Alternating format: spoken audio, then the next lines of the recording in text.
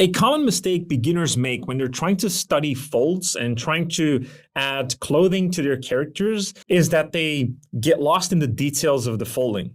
And so when you study folds, what you should actually do is see if you can first understand the simple volumes that clothing actually consists of.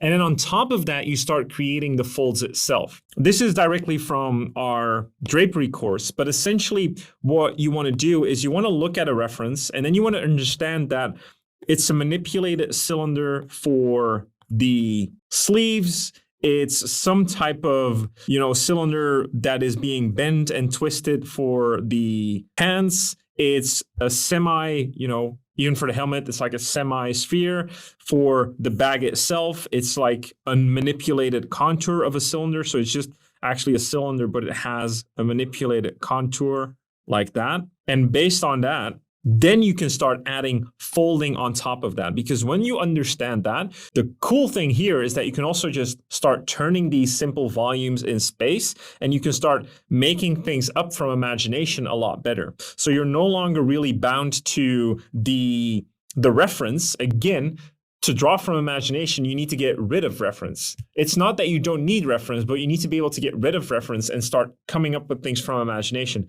And by understanding volume and its simplicity and how detail wraps around it will be a much better way to understand that than starting with the detail. It's almost like building a figure where you start with anatomy and difficult insertions of the muscles. That's a really hard way to build a figure. You build a figure by the mannequin, and then on top of the mannequin, you start building. Clothing and folding is the exact same way. So you should treat it the same way as well when you study it.